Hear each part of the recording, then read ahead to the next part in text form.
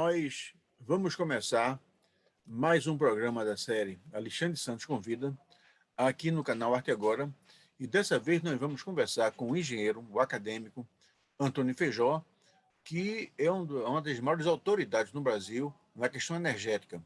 Feijó, ele passou muito tempo trabalhando no ramo, e ele vai mostrar para a gente uma situação clara, um panorama da situação energética do país. Nós sabemos que todo mundo fala que o país está vivendo uma crise energética séria. E alguns têm dizendo que era uma coisa inevitável. Pergunta é, será que essa crise seria inevitável mesmo? Ou será que faltou ao país planejamento? Eu estava comentando há poucos instantes com o próprio Feijó, que eu ouvi do ministro Bento, e ele dizia o seguinte, uma coisa esquisita, que ele não foi surpreendido com as informações. Como que o ministro é surpreendido? Não pode. Quem pode ser surpreendido com alguma coisa sou eu, é você. Ele não. Até porque, na estrutura do Ministério das Minas e Energia, existe a empresa de pesquisas energéticas, né? De planejamento energético. E essa empresa ela tem todas as condições de antever os fenômenos climáticos, antever o aumento da demanda, antever os problemas de produção de energia, os problemas de distribuição, de consumo. Então, ele tem que fazer um jogo combinando as diversas componentes da matriz energética. E o Brasil é um país que tem muito sol, tem muita água, tem muito urânio, tem tudo muito, né? Então, é importante que o Ministério, que o país, né, que está entregue às baratas, e ele, assim, quando ele entrega às baratas, ele entrega baratas literalmente, né? Porque o planejamento ele não pode ser feito pelo mercado, ele tem que ser feito por alguém encarregado de planejamento. E eu estou achando esquisito o Feijó não ter chegado ainda, porque eu falei com ele há poucos instantes e ele estava por aí, já estava aguardando, né? Então, deixa eu ver exatamente o que aconteceu com ele, porque o Feijão ficou, e vocês vão ver, é um engenheiro muito experiente, e muita coisa para dizer. Ele vai dizer tudo o que nós precisamos saber. E, evidentemente, é muito provável que algumas pessoas não gostem do que ele vai dizer. Muito provável. Mas é muito provável também que a gente vai ouvir, vai gostar e, sobretudo, nós vamos espalhar o que nós vamos ouvir, né? E aí é onde fica a confusão. A confusão porque os... Rapaz, cadê Feijó? Feijó.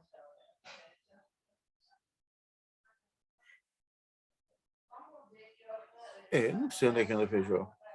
Vamos ver onde é que... ele está... Bom, ele tá no aguardo, né? Ele está vendo por aqui, ele está sentindo que nós estamos precisando falar com ele, né? Então, é só mandar aqui, dou um siga e pronto. E ele agora está esperando por a gente, né? Mas então, veja bem, então, nós vamos acompanhar um depoimento, uma entrevista de alguém profundamente conhecedor do assunto. E seguramente ele vai nos contar o que está acontecendo, o que poderá acontecer, né? Quais são as possibilidades de o Brasil entrar num racionamento, quais são as possibilidades do Brasil conseguir contornar o que está acontecendo com o estímulo a outras componentes da matriz energética, quem sabe a energia eólica, a energia solar, talvez a antecipação da decisão de construir uma usina nuclear, que aí vai ficar pronto daqui a 10, 15 anos, quer dizer, não é uma coisa imediata, né? Existem algumas que são rápidas, né? O uso de uma termoelétrica, que consome extremamente. Primeiro, gera uma poluição enorme, e além de ser muito cara, né? Pronto, chegou o nosso querido Feijó, já está vindo por aí, e já daqui a pouco vai fazer as conexões de áudio e vídeo, e nós vamos, então, conversar com o engenheiro Antônio Feijó, que está fazendo a conexão de áudio, acabou de entrar na sala, já está, então, pronto, já está com o microfone fechado. Ele fez a conexão, foi uma conexão bem sucedida, mas por uma razão ele fechou o microfone, e nós estamos ainda tendo ele está tendo a conexão de áudio e de som e de imagem. E isso é uma coisa muito interessante, porque nós... Agora, Pronto, Antônio Feijó está conosco.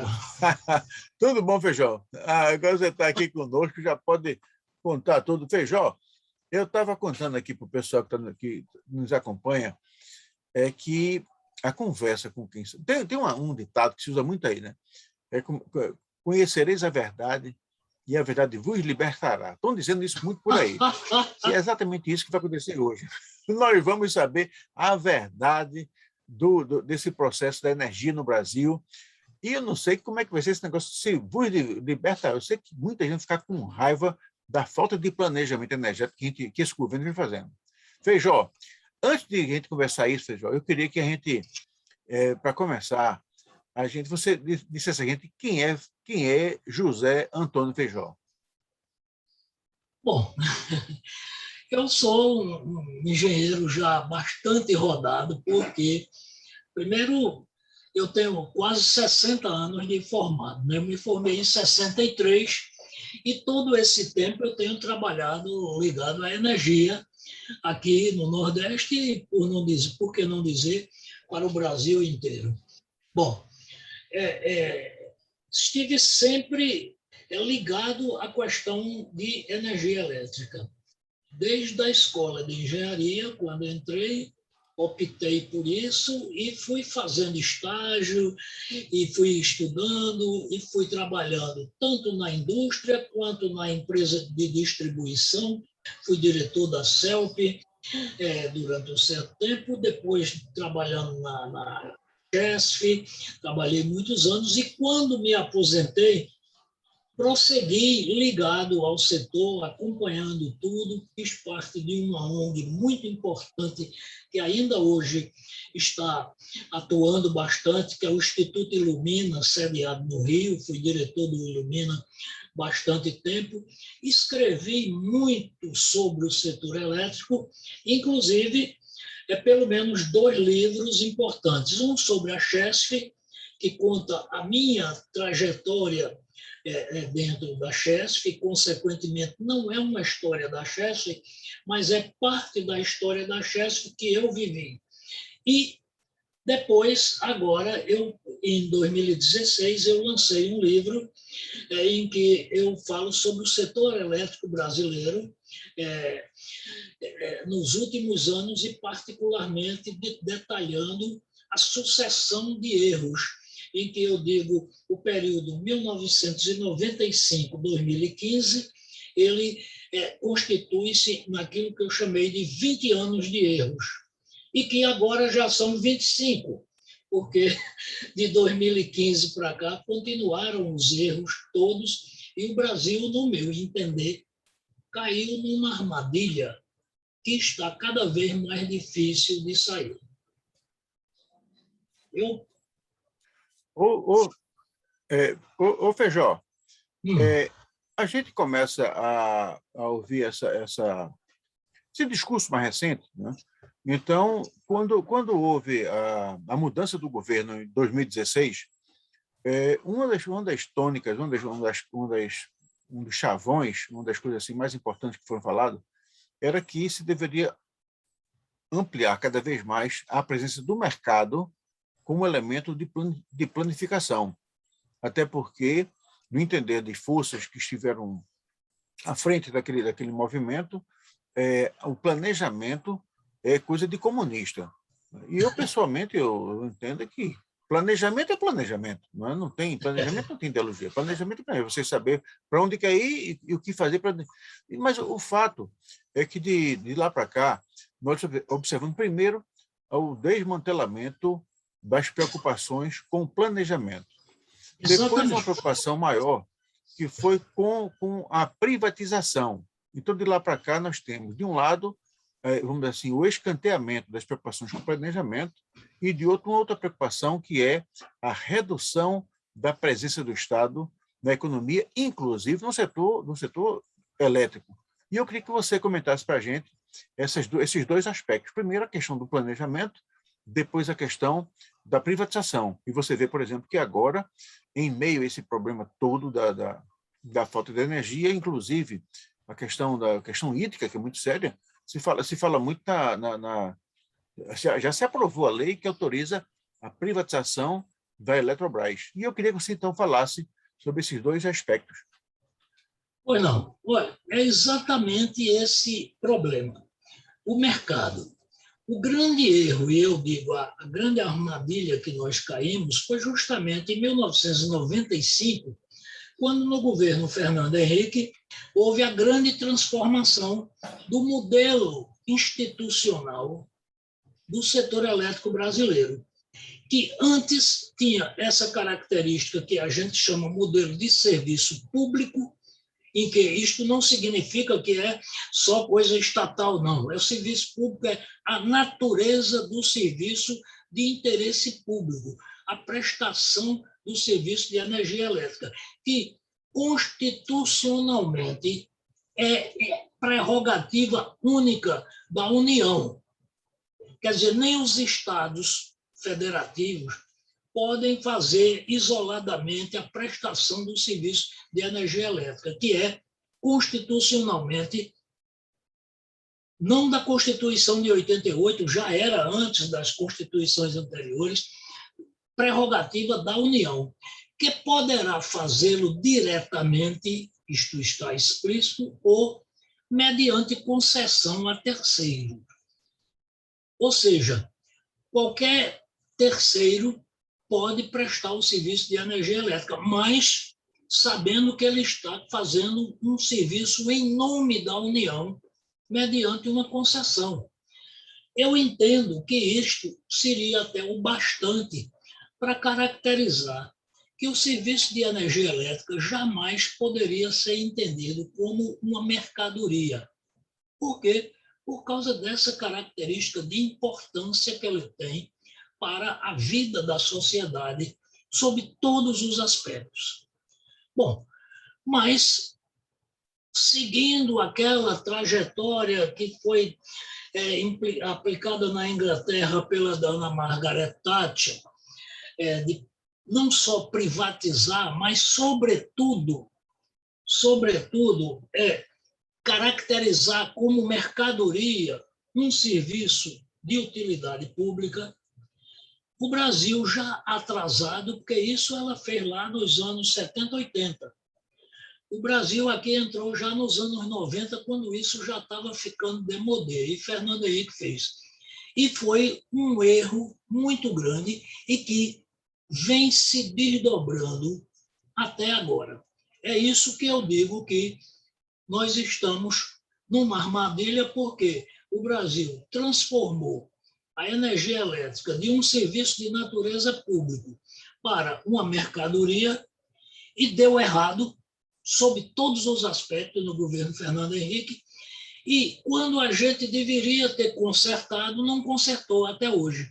Estamos cada vez mais enredados nesta condição e os grandes beneficiários desse sistema estão cada vez mais se assenhorando disso e ganhando fortunas e tirando dinheiro em detrimento do desenvolvimento do país, em detrimento da qualidade de vida da população. Isso foi o que aconteceu quando Fernando Henrique criou o sistema de mercado. Repare que há uma diferença muito importante, que não é a questão privada. A questão privada entra no jogo, mas não é ela essencial. Não é importante quem é o dono das instalações. Isso não é o importante. O importante é a filosofia sob a qual o serviço é prestado. Então, quando eu falei que constitucionalmente o serviço é considerado de natureza pública e reservado à própria União, é porque a importância dele para a vida toda da sociedade é muito grande.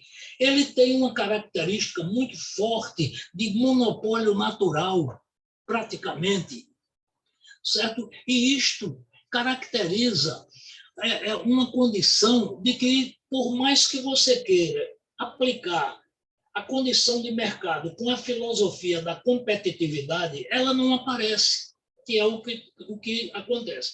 Quando o Fernando Henrique fez isso, eles diziam que a competição iria ser aplicada lá na geração de energia e você ia ter melhores tarifas.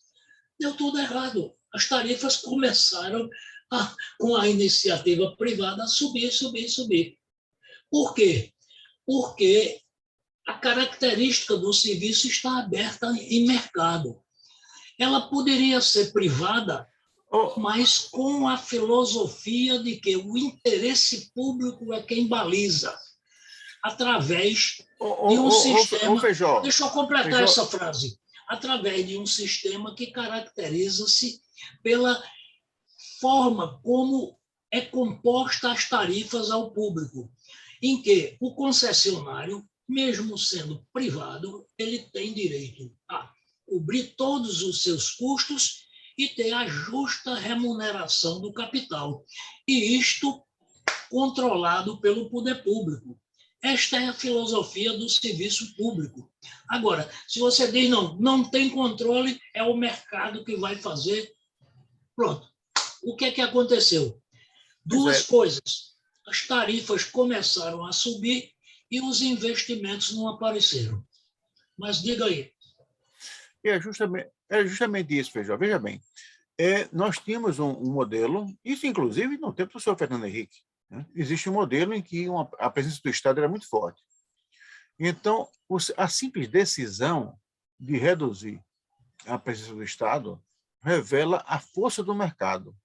Quando a gente fala em força do mercado, é a força das empresas interessadas no setor, no segmento.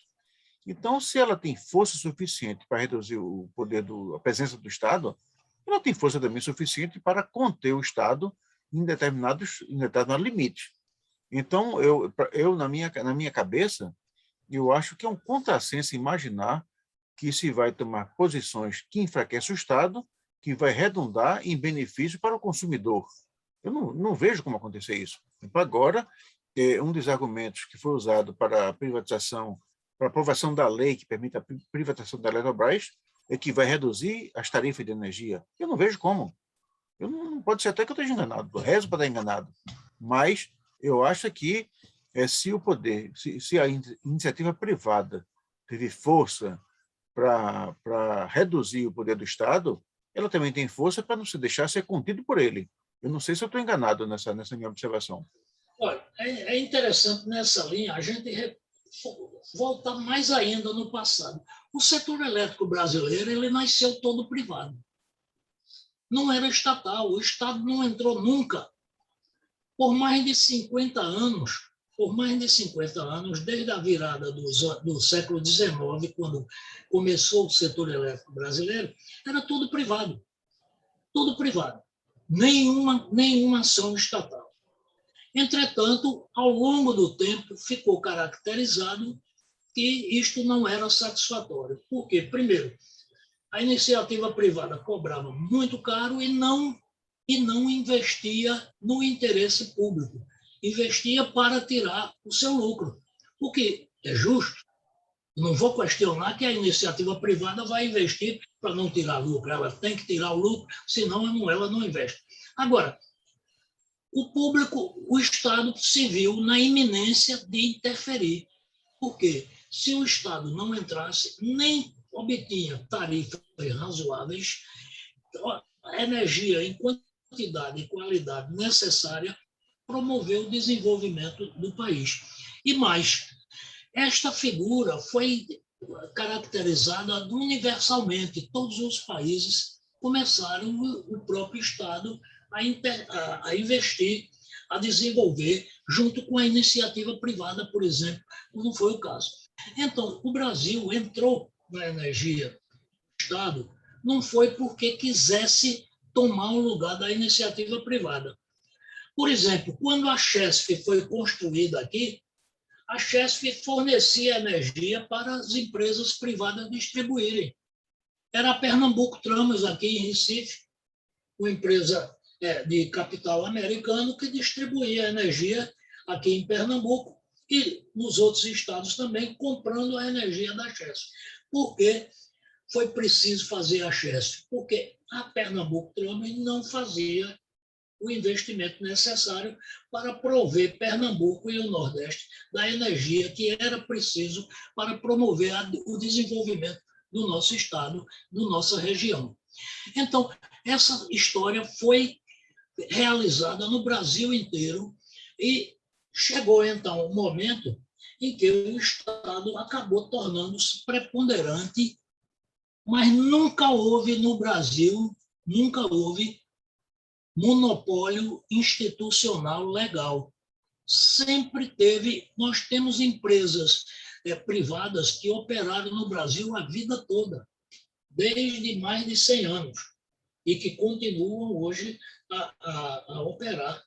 Certo? Agora, o Estado é quem realmente promoveu energia em quantidade, qualidade e preço satisfatório para o desenvolvimento do país. Por quê? Porque a iniciativa privada ela quer ganhar dinheiro, é justo e mais. Ela quer ganhar o dinheiro que seja proporcional ao que ela poderia ganhar com aquele capital em outras atividades da economia. E acontece que o serviço de natureza pública de energia elétrica tem que ter tarifas realmente módicas, adequadas, para que seja ao alcance, primeiro, do cidadão comum, de acordo com o seu padrão de renda. Por exemplo, não se pode agora, ainda ontem eu vi na televisão, o pessoal está voltando a cozinhar com lenha, com graveto, etc., porque não pode comprar o gás. Então, não se pode dar o preço do gás ao preço livre que interesse a iniciativa privada vender o botijão de gás atualmente. Por quê? Porque o cidadão comum não vai poder ter o gás para fazer o seu cozimento dos seus alimentos em casa. A mesma coisa seria a energia elétrica. Você não pode ter a energia elétrica para a vida comum. E a indústria, então, nem se fala. A indústria nem se fala. Se a indústria não tiver uma tarifa competitiva, ela não vai se desenvolver. E por isso é que há esta questão. Se você coloca o preço livre para o mercado, as tarifas vão como estão. Sabe que hoje o Brasil tem a segunda maior tarifa do mundo. A tarifa mais cara hoje é a da Alemanha. E a segundo lugar é do Brasil. Isso não faz sentido com o sistema que nós temos. Por quê? Porque abriu-se o mercado e você não tem controle. O governo não controla os preços. Porque o modelo implantado por Fernando Henrique estabeleceu essa liberdade. Eu vou retomar justamente isso, dizendo essa linha de raciocínio que eu tinha iniciado, para dizer que quando Fernando Henrique colocou isso, ele acenou com tarifas mais baratas e com qualidade do serviço, investimento da iniciativa privada e tal. Nenhuma coisa nem outra aconteceu. E o que é que nós tivemos? As tarifas começaram a subir no final dos anos 90 e o investimento da iniciativa privada não apareceu. Como o modelo era de mercado, a Eletrobras parou o planejamento da expansão que tinha, as empresas estatais iam ser privatizadas, foram obrigadas a paralisar seus investimentos, mas a iniciativa privada não investiu. O resultado que foi, além das tarifas crescerem, houve o racionamento. Então, veio um racionamento pesadíssimo, que, como a gente sabe. E aí ficou o rei nu, como a gente diz. Naquela altura, eu pessoalmente acho que Lula só ganhou aquela eleição de 2002 por causa do racionamento. Se você retomar a ideia, no meados do ano 2002, de 2001 para 2002, no auge do racionamento, Serra ainda era o primeiro lugar na pesquisa. Mas com o racionamento caracterizado, a economia desandou. Quando eles esperavam que o ano 2001, 2002 fosse o desenvolvimento não pôde ser porque não teve energia. O que é que aconteceu? Lula ganhou a eleição. Lula ganhou a eleição. E Lula tinha um programa espetacular para resolver o problema. O que era? Não era desmanchar as privatizações que Fernando Henrique fez, não era alterar muito, aproveitava inclusive a criação da ANEEL, do ONS que foi criado, ele iria apenas fazê-lo ser um órgão de natureza pública e não de natureza privada, como ele é hoje. Bom, o programa estava todinho arrumado, todo escrito, foi lançado no Clube de Engenharia do Rio de Janeiro no dia 30 de abril de 2002. E ficou todo mundo satisfeito que realmente Lula ganhando a eleição, o problema do setor elétrico iria ser resolvido. Mas aí surgiu o imponderável. De repente, Lula se encanta com Dilma e coloca Dilma como ministra das Minas e Energia. Dilma não entendia nada de setor elétrico. Isso é preciso que seja dito com todos os Fs e Rs. Ela não entendia e não se acompanhou de gente que entendesse. Ela colocou, por exemplo, o braço direito dela era o cidadão que até agora está aparecendo novamente para falar. E eu estou esquecido do nome dele, ele depois foi o chefe de gabinete dela, o assistente, e depois foi o presidente da EP. O Thomas Quinn, o Thomas Quinn. O Thomas Quinn é um professor, uma pessoa que conhece de energia sob o ponto de vista físico, mas não conhecia sob o ponto de vista de empresa, setor elétrico. O que é que aconteceu? Dilma pegou o plano que Lula tinha recebido de um grupo técnico encarregado de fazer aquilo e jogou na lata do lixo. E eu digo que ela fez foi o seguinte, ela criou umas alterações no modelo de Fernando Henrique que viabilizou o modelo de Fernando Henrique, que era inviável. Qual foi essa alteração? Ela criou a EP para restaurar o planejamento. Mas o planejamento, que ela chama indicativo, ele não é um planejamento que antes tinha determinativo, você planejava quais as instalações a serem construídas no prazo devido para atender o mercado de energia elétrica.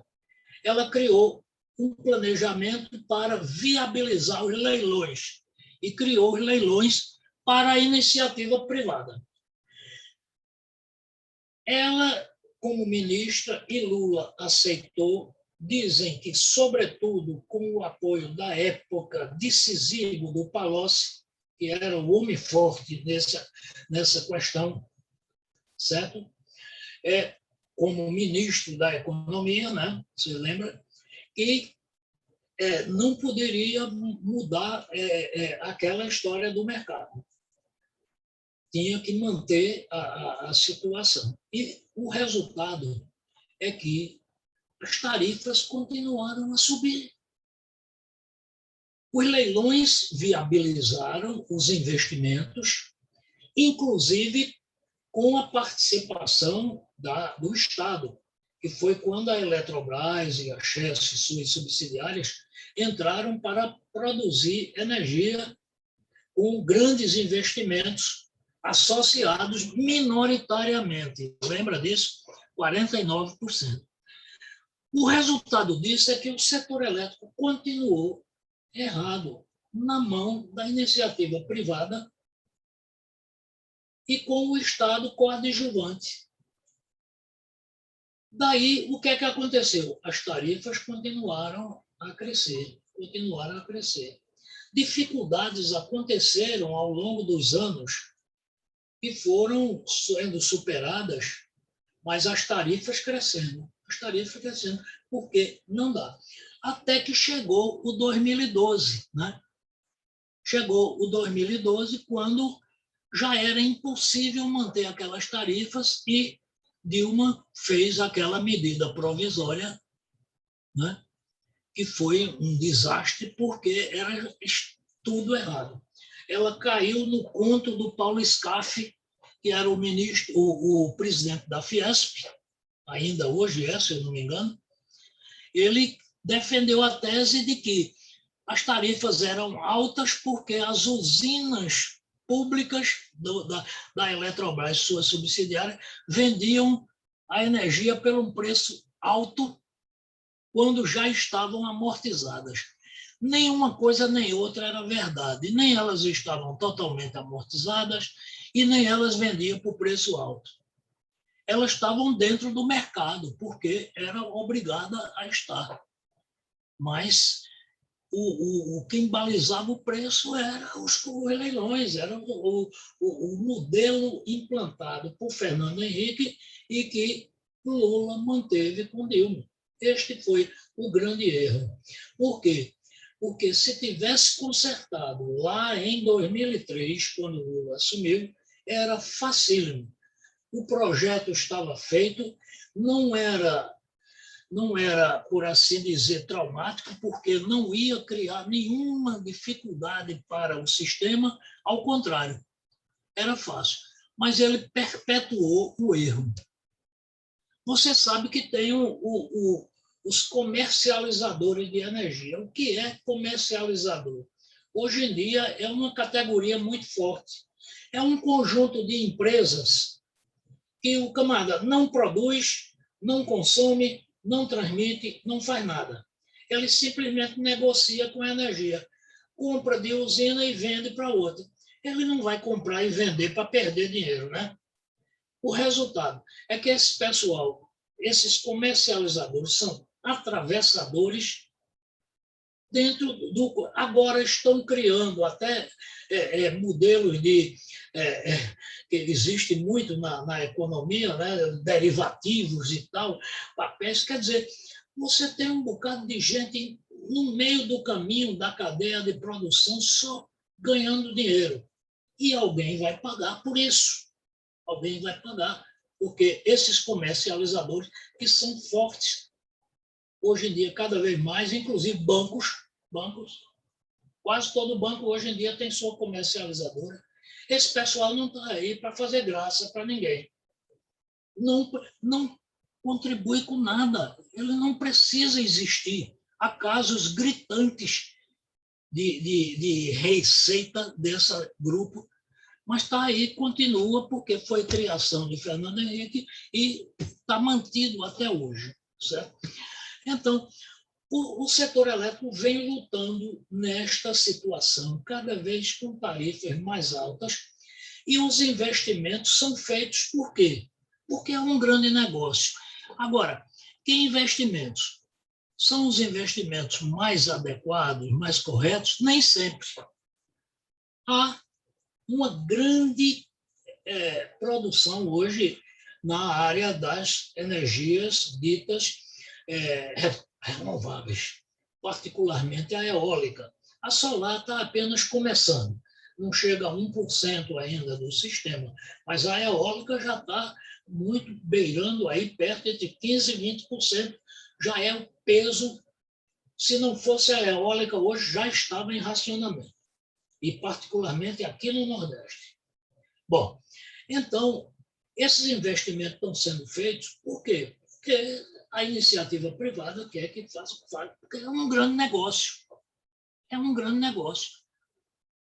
Qual é o preço que a nação está pagando por isso? Nós estamos pagando o preço de tarifa de energia elétrica das mais caras do mundo, quando essa energia poderia ser muito barata. Nós temos muito mais térmicas do que precisávamos. Por quê? Porque uma térmica é fácil de fazer quando comparada com uma grande hidrelétrica. Então, durante o governo Lula e Dilma, nós fizemos mais térmicas do que deveríamos fazer.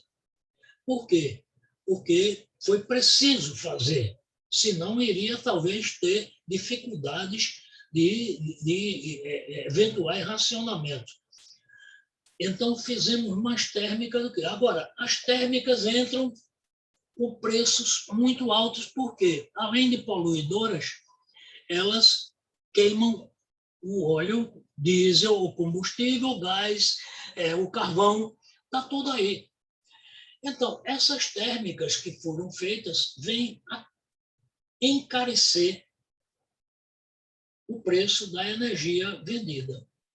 E todo esse conjunto continua a cada dia sendo feito. Por quê?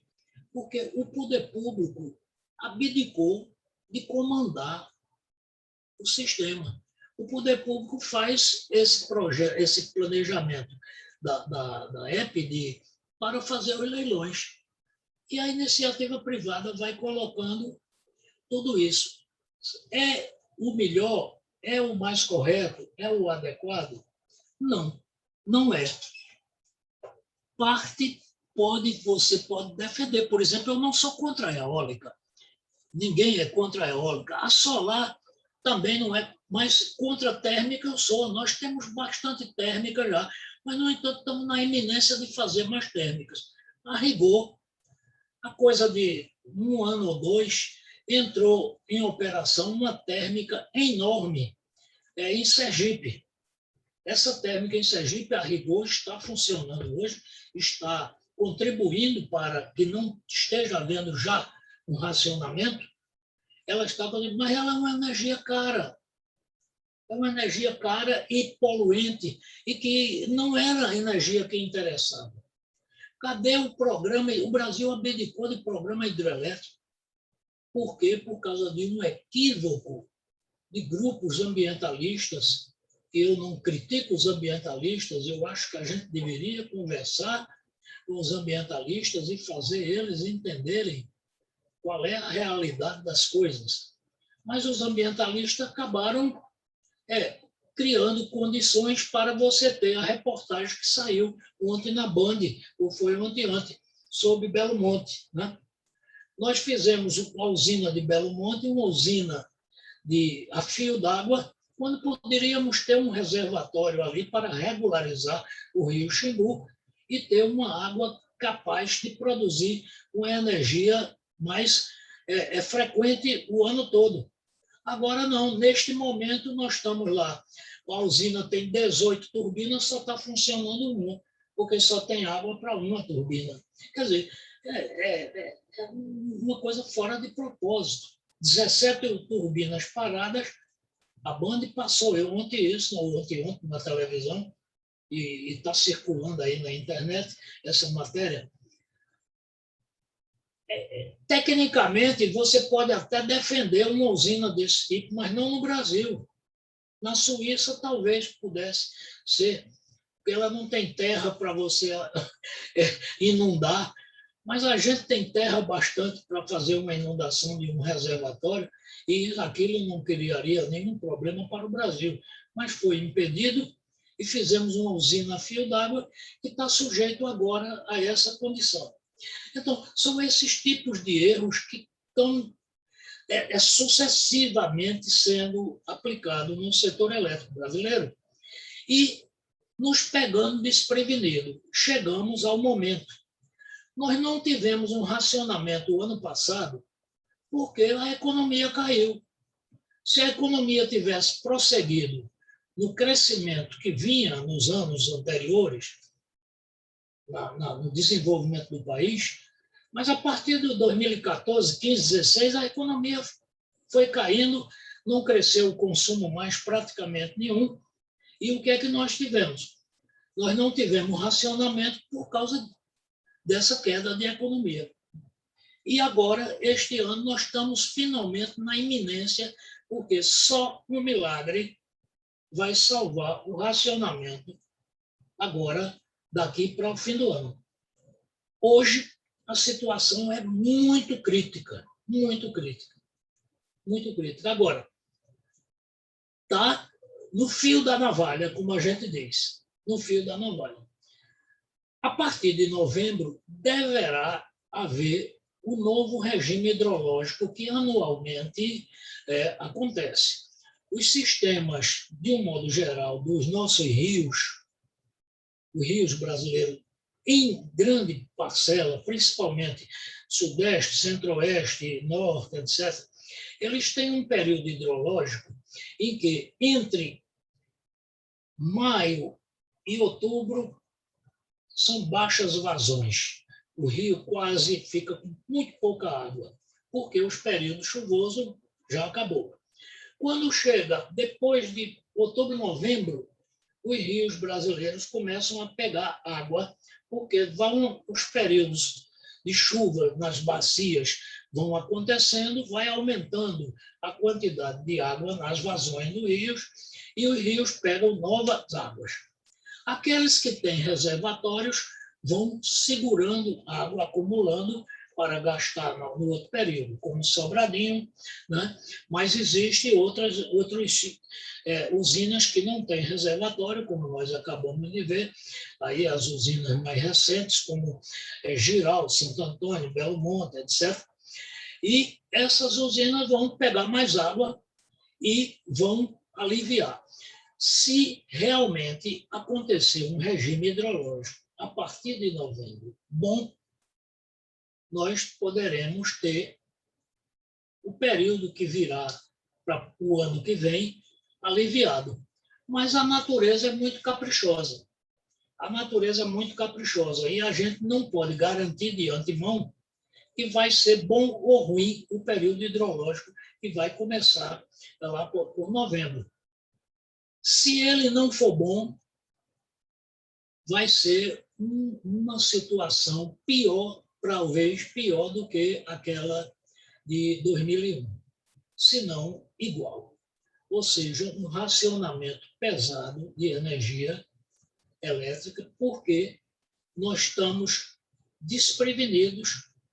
Não adianta a eólica, a solar, porque não será suficiente para garantir o consumo no nível que seria desejado. Então, estamos no fio da navalha.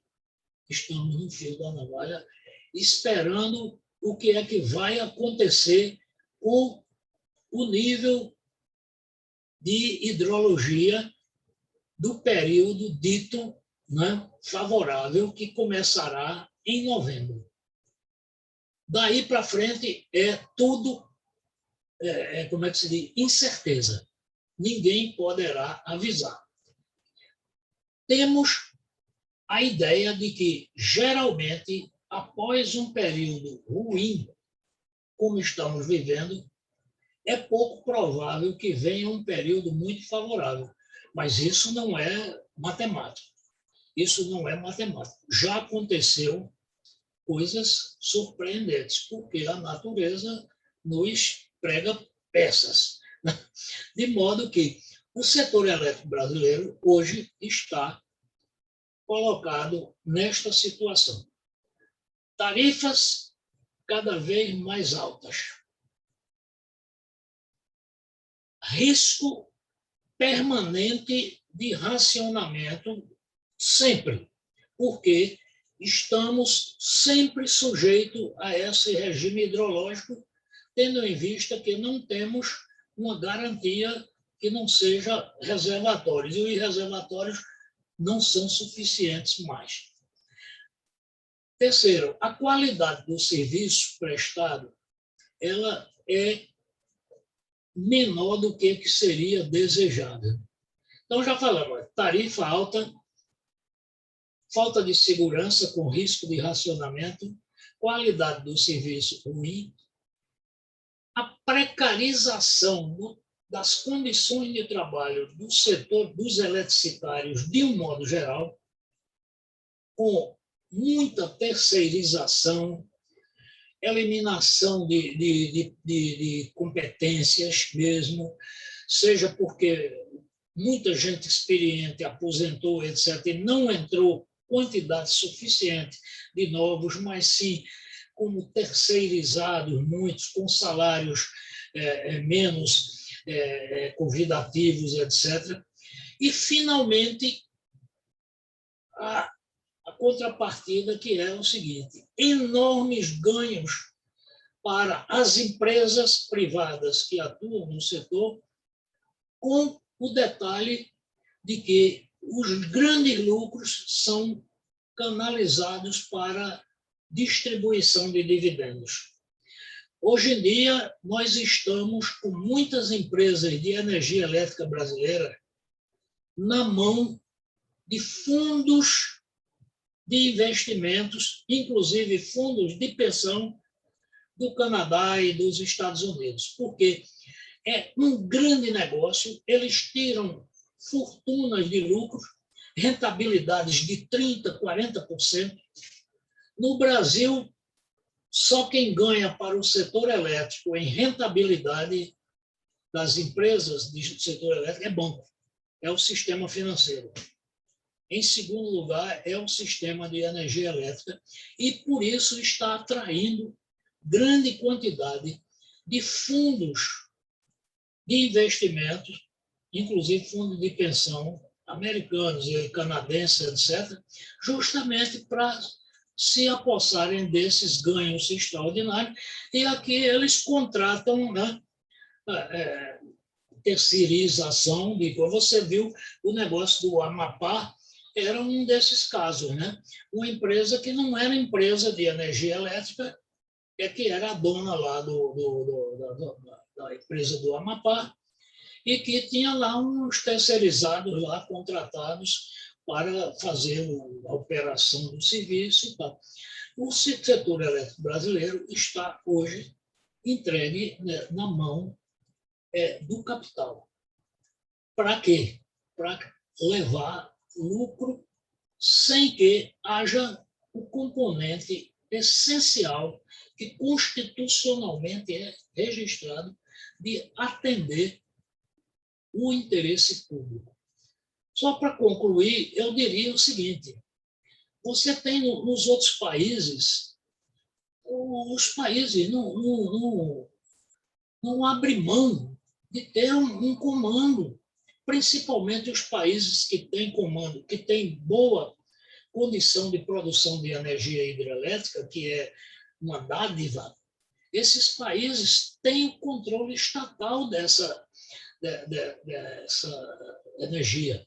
O Canadá é um dos melhores exemplos nesse caso. A Suécia, idem. Ora, o país que tem a energia hidrelétrica quase que totalmente, 99% da energia deles é hidrelétrica, a Noruega é estatal, certo? Por quê? Porque o comando.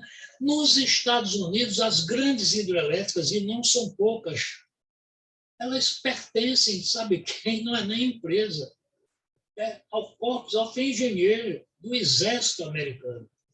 Hidrelétrica de grande porte nos Estados Unidos, em sua maioria, pertence ao Exército. Não é estatal, não, é mais do que estatal, porque o Exército Americano. Certo? Então, são coisas que você cria essa figura de que tem que ser privado aqui e entrega o comando. Você poderia, é preciso detalhar essa história. Não é o importante quem é o dono da usina ou da linha, etc. O importante é a filosofia sobre a qual o serviço é prestado. Se o serviço é prestado para ganhar dinheiro o máximo possível e não reinvestir, porque tem esse detalhe. Tirou o dinheiro, leva embora. Este é uma coisa. A outra é, você pode ser a empresa privada. A questão não é se é privado ou estatal.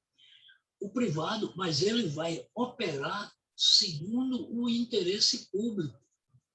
Nos Estados Unidos, a maior parte dos estados a maior parte dos estados operam o setor de distribuição de energia elétrica segundo o sistema que era aqui antes de Fernando Henrique. Eles chamam dos 3 R's, Retirement Rate Regulation.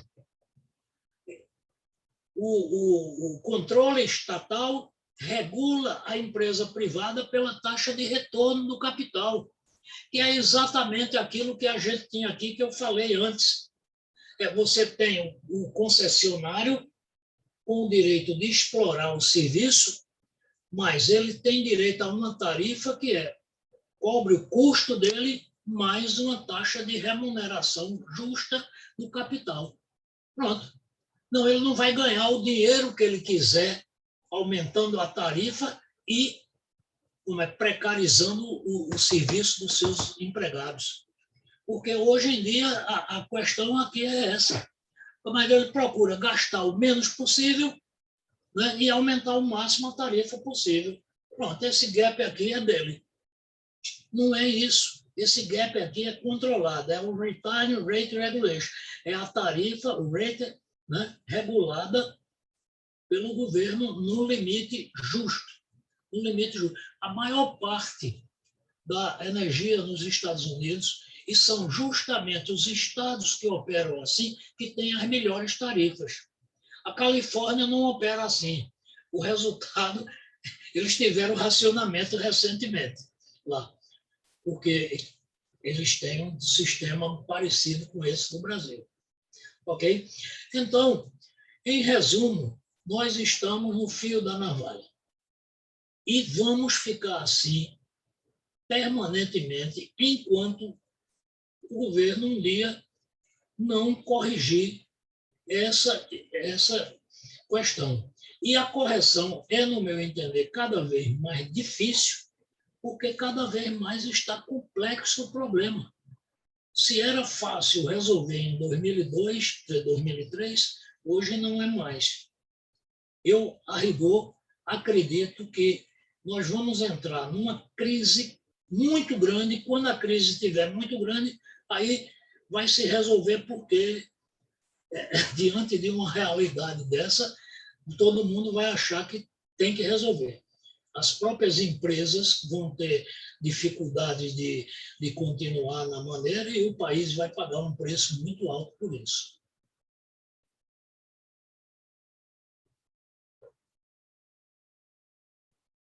Alexandre, não estou ouvindo.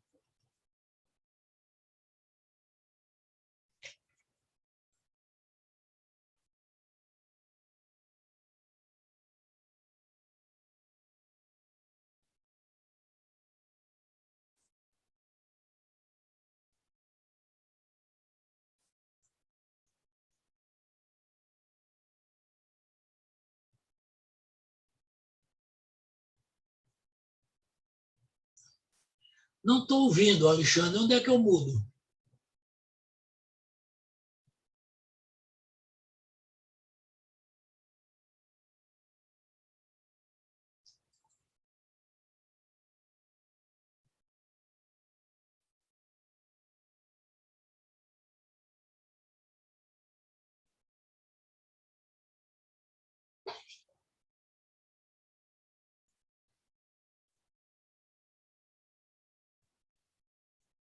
Eu estava ali ouvindo, mas agora não ouço mais.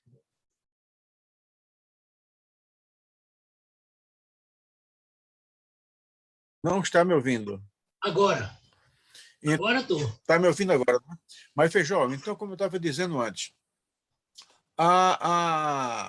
essa questão da privatização ela é muito interessante. O governo do senhor Fernando Henrique Cardoso, ele começou uma privatização que não é tão selvagem como essa do Paulo Guedes, mas ela também teve umas coisas, uns assuntos interessantíssimos, né? O governo estava capturado pelo Banco Mundial, que condicionava alguns empréstimos à realização de privatizações. E algumas foram icônicas. O caso, por exemplo, da Embratel, que foi esquartejada e privatizada sem que houvesse uma agência reguladora. A Anatel veio após a privatização. Então, realmente, se alguém vem dizer, não, mas o sistema vai ser regulado, não tem regulado nada, ele foi entregue. Né? O senhor Fernando Cardoso, que foi um criminoso, né? Não sei a sua simpatia por ele, mas ele foi um criminoso, ele esquartejou a Embratel e vendeu, né? Vendeu num processo que foi coordenado lá pelo ministro Sérgio Mota, e alguns falam muitas coisas feias dele, mas não tinha sequer uma agência de regulamento, para regular o setor. E aconteceu isso com muitas coisas, certo? Eu não conheço hoje não conheço nenhum brasileiro que fale bem das telefônicas. Nenhuma telefônica, nem da Claro, nem da Vivo, nem nenhuma delas, tá certo? As pessoas, eventualmente, elas são contra uma reestatização, mas ninguém fala bem dessas empresas. É uma coisa muito específica, muito interessante isso. Agora, nós vamos seguindo para outros encaminhamentos e vamos para o que aconteceu no Acre. Aconteceu no Acre, a empresa Amapá, né? desculpa, aquela parte do norte ali, eu sempre confundo Acre e Amapá. Eu não. Até o Ministério da Saúde, que ia mandar umas vacinas lá para o Amazonas, mandou para o Amapá, mandou bem, enfim, tá certo? É tudo com ali, né? Fica aquela confusão. Eu peço desculpas aos meus amigos acrianos, meu amigo amapaense, mas no Amapá, foi uma situação dessa. A empresa de distribuição era privada. Então, ela queria privatizar os lucros, mas não queria investir nada. E o que foi que aconteceu? O Amapá ficou sem energia mais de 15 dias. É porque é um estado do Brasil, República Federativa do Brasil, no século XXI, ficar sem energia durante 21 dias. E me parece, aí você sabe melhor do que eu, que até agora não se cobrou um centavo financeiramente da empresa responsável pelo problema. Então, na realidade, é o seguinte: nós vamos estatizar os prejuízos para que os lucros possam ser privatizados. E me parece que não é coisa diferente com relação à lei que foi aprovada. A lei teve como relator o senador Marco Rogério, outra maluquice.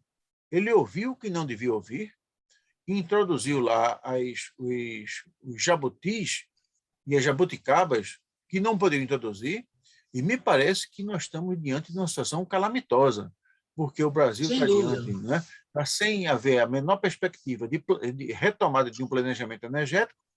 Não se sabe exatamente o que vai acontecer com a energia nuclear, não se sabe exatamente o que vai acontecer com a energia. Enfim, nós estamos entregues às baratas. E eu queria que você realmente comentasse, não sei se você tem alguma informação com relação ao Amapá. Aquela empresa está pagando alguma coisa ou ela vai... Enfim, como é que... Está sabendo de alguma coisa?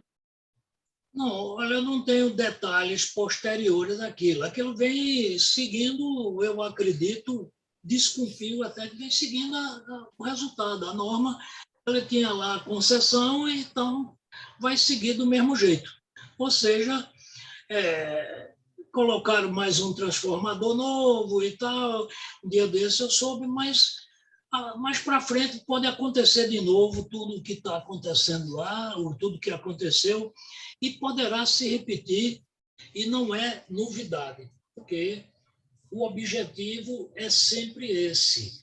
O objetivo é ganhar dinheiro. O setor elétrico brasileiro é uma fonte de lucro inimaginável para qualquer outro negócio.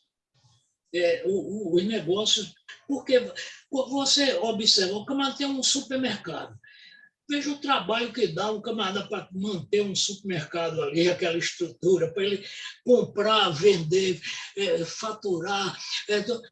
A energia elétrica, rapaz, o camarada chega lá, bota no fim do mês, se não pagar, ele corta. Pois é.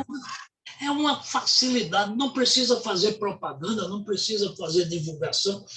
Então, olha, é um serviço público essencial em que as pessoas precisam e estão dispostas a pagar o que for cobrado, porque não tem alternativa. A única coisa que a Madrid diz, porque bota energia solar, agora bota energia solar, mas ele não pode viver só com energia solar. Ele tem que estar ligado à rede, né? Porque a energia de noite não tem energia solar. E as baterias que botam não vão. Em resumo, o cidadão vai ficar sempre preso. As indústrias têm que operar ali dentro daquela situação e o desenvolvimento do país vai ficar sacrificado como está. A indústria brasileira não tem tarifas muito altas para trabalhar. Por exemplo, a pequena e média indústria que não puder entrar no mercado. Há uma ilusão que quando abrir o mercado, o preço vai baixar. Não vai baixar. Por quê? Olha, o setor elétrico ele tem aqui um custo total. Esse custo ele vai ter que cobrir esse custo e levar o lucro.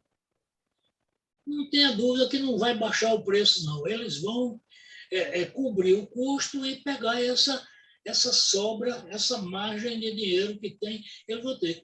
No momento que houver o direito de você comprar a energia a quem você quiser, você vai ter duas coisas. Primeiro, você vai comprar de quem você quiser, mas vai ter muito trabalho, porque o dono da rede não vai lhe atender com a presteza que atende hoje, certo? Se você tiver uma falta de energia. Segundo, porque todos vão aumentar o preço para tirar o total, não adianta nada. É. Ô, De modo que é ô uma Feijó, coisa. Diga, nós estamos... Você está ouvindo? estou Ou ouvindo, saiu novamente do ar? Está ouvindo, né? Então, veja bem, estou. nós estamos chegando ao final dessa nossa conversa. Mas se você fosse convidado pelo ministro das Minas e Energia para dar algum conselho, o que você daria a ele assim, em 2 minutos? Você daria qual conselho a ele? Olha, eu vivo dizendo, a minha cantiga é uma só, certo? Enquanto o Brasil não mudar novamente o seu sistema de energia elétrica para o sistema dito de serviço público, que é aquele, a tarifa é cobrada pelo custo mais a justa remuneração do capital, com o comando do país, do Estado fiscalizando todas as empresas, como era assim e como outros países fazem, e exigindo o cumprimento daquelas cláusulas contratuais do serviço de concessão, etc. Enquanto não fizer isso, teremos sempre isso. Tarifa cada vez mais alta, ameaça de crise, precarização do trabalho dos eletricitários, qualidade do serviço sempre a desejar e enormes lucros para os acionistas das empresas de energia elétrica privadas, transformando não no negócio da China, mas no negócio do Brasil. Era o conselho que eu dava, mudar. Pois é, mudar, né? Pois é, eu fico assim muito feliz em ter a chance de trazer aqui para o canal até agora alguns técnicos de alto gabarito, entre os quais se insere o engenheiro Antônio Feijó, que tem alertado sistematicamente para alguns equívocos que os nossos governos, todos eles, não apenas esses, mas todos os governos, têm cometido em relação a alguns assuntos extremamente importantes, que é o caso, por exemplo, da energia, do fornecimento da energia elétrica. E nós estamos diante de um blackout, porque para algumas famílias já é o blackout. Então, algumas famílias já vivem no racionamento, algumas famílias já não têm condições nem de comprar o gás de cozinha, nem de acender a lâmpada, enfim, nós vamos voltar. Algumas famílias já estão voltando para o sistema da lamparina e para o sistema do fogão a lenha.